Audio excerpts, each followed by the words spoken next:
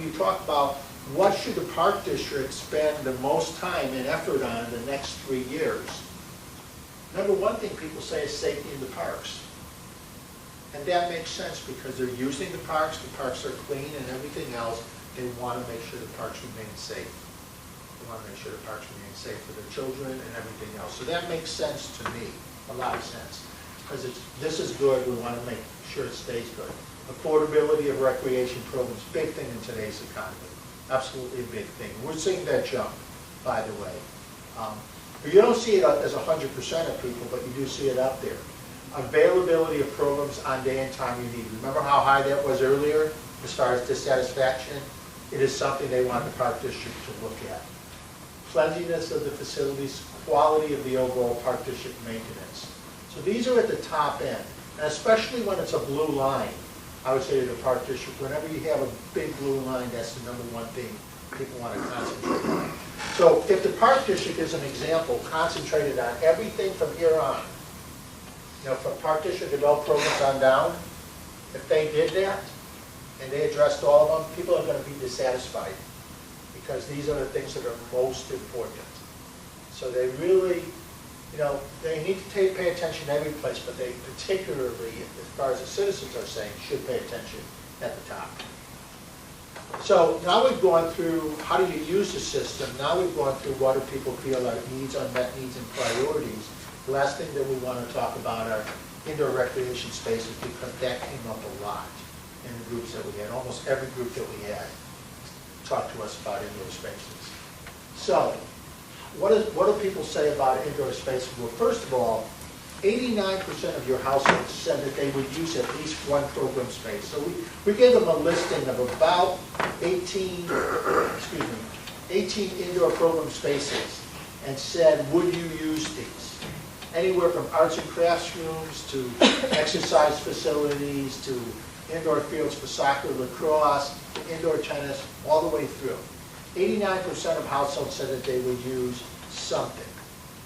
In all household types, indoor walking and jogging track would be the number one thing that people would use. It doesn't matter whether they have children or whether they don't have children. Indoor walking track is the number one thing that they would use. In all households with children under 10 years of age, 35% would utilize gyms. In households only where adults, 8% would utilize gyms. And that gets back to a little bit, sir, what you were talking about earlier.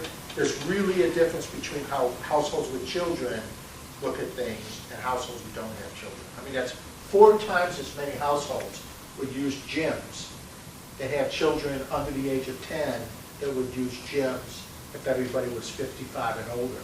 So you have to look at these things not only in an aggregate standpoint, but how it breaks down per households. You know, you have to really, in my mind, look at both. And also how often people use things. For instance, you know, walking and jogging track, people are going to utilize that on a daily basis, generally. But they may not utilize some of the other things on a daily basis as much. So that really tells you, and 89% is a big number to be utilizing facilities. But we saw before that people are not that happy with your indoor space. Then, what would they use the most? Well, walking and jogging track, 30% of households that said that would be the number one most important thing for them. Then weight room, aerobics, exercise facility. So again, I would say that if you build a facility or looked at it and put everything in there except for an indoor walking and jogging track, you would have a lot of people who are not happy. I mean, that's the one facility literally you have to have if you move forward with something, is that facility, because you have 30% of the public is saying that's the number one thing that they like to see. But you have also, in every one of these program areas, you have some people who are saying that's my first choice. You don't have anything. And these all represent at least hundreds of households, if not thousands of households. So that's why nobody's ever wrong on their opinion. You just have to look in a sense at, you know, which are the biggest ones, which are the smallest ones, how can we reach everybody, but how do we do it proportionately, reaching people.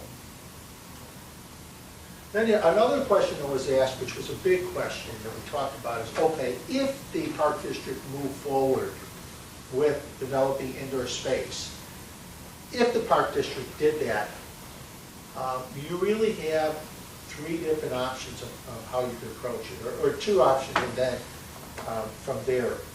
One is you could approach it, by developing a standalone community center. In other words, the Park District can go it by themselves. Just build the whole thing, manage the whole thing themselves. The payment would be the dollars that came into the Park District, they would do it as a standalone facility. 25% of households say that that's the way they'd like to see it done, about a quarter. The other way the Park District could go is developing indoor programming spaces in partnership with School District 68.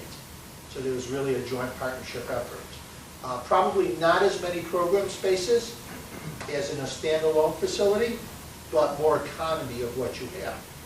17% of households said that's the way we should go. Okay? 12% of households said, I don't support you doing either one of those things. Now, what percent said that they wouldn't utilize an indoor facility? Yeah, what percent in the earlier slide said that they would not utilize? 11%. 12% say I do not support. And one of the reasons we like to ask kind of similar questions a couple of times is to make sure that people understand the questions. And so here you can see a real good correlation between people who say, I wouldn't use it, and people say, and I wouldn't pay for it. But 41% said, I would support either one of those, either developing it yourself or developing it in conjunction with the school district. So in a sense, 41% of people are saying, what's the best deal? What makes the most sense as far as a combination of what we can get and what it costs to operate it? What are the costs, what can we get?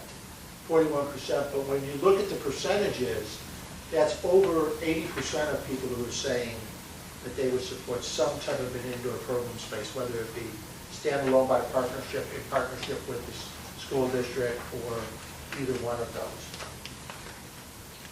Now this is the last slide, and then go from here, but one of the questions that we ask oftentimes is, if you had $100 to invest, if any of you had $100 to invest, how would you invest it between these areas?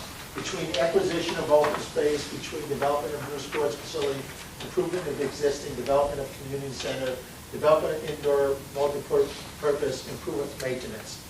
Nationwide, you know what's the number one thing people would invest their dollars in? What would you guess it is? Nationwide. Somebody take a guess. Maintenance.